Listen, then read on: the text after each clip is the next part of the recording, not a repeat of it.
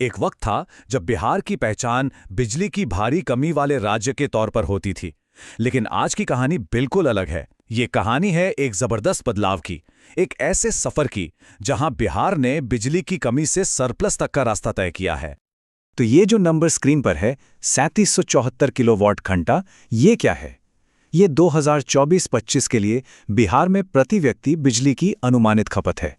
लेकिन ये सिर्फ एक आंकड़ा नहीं है, ये पिछले एक दशक में आए एक बड़े बदलाव की गवाही देता है। और इस बदलाव को ठीक से समझने के लिए जरा इस नंबर को देखिए।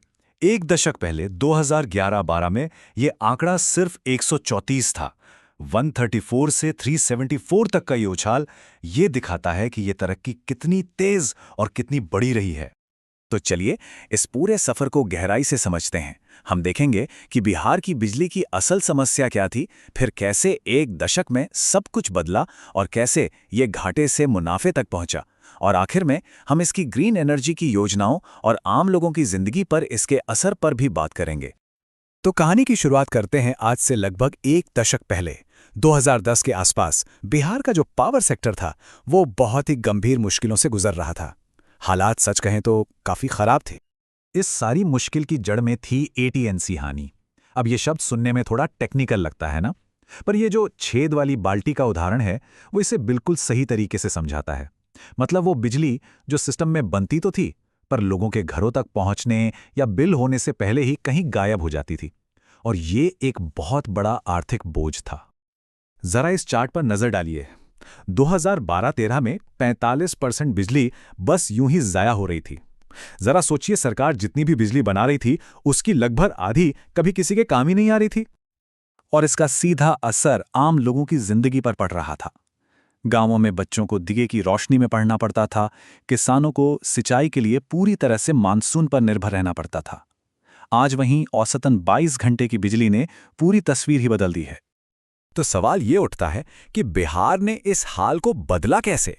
यहीं से कहानी में एक नया मोड़ आता है।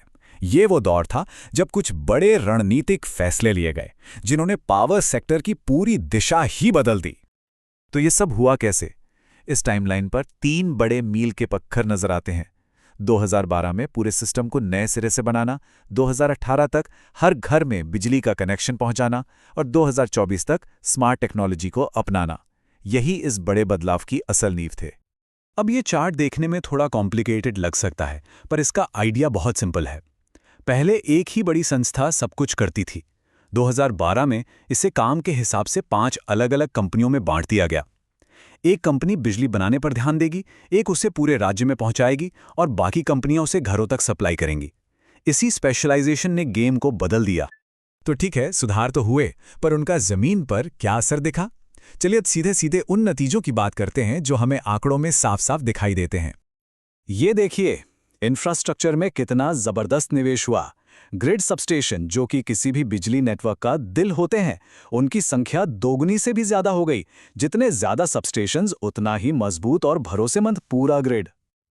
और सिर्फ सबस्टेशन ही नहीं, बल्कि बिजली को एक जगह से दूसरी जगह ले जाने वाली जो हाईवे होती हैं, यानी ट्रांसमिशन लाइनें, उनमें भी 3 गुना से ज्यादा का इजाफा हुआ। मतलब बिजली को राज्य के कोने कोने तक पहुंचाने का पूरा इंतजाम किया गया। याद है वो छेद वाली बाल्टी वाली बात?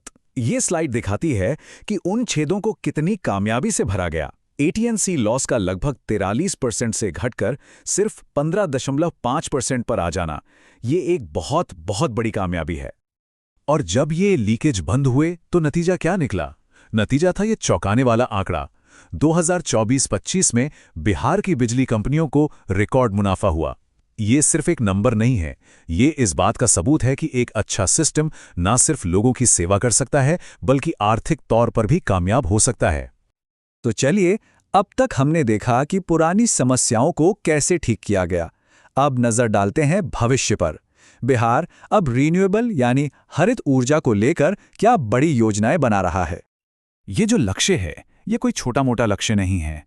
23.9 गीगावाट क्लीन एनर्जी, ये दिखाता है कि बिहार अपने ऊर्जा के भविष्य को लेकर कितना गंभीर है और एक साफ सुथरी दिशा में आगे बढ़ रहा है। और ये सिर्फ कागजों पर नहीं है, असल में जमीन पर काम भी हो रहा है। जैसे कि ये पानी पर तैरते हुए सोलर पैनल। जमीन की कमी वाले राज्य के लिए कितना इनोवेटिव आइडिया है ना?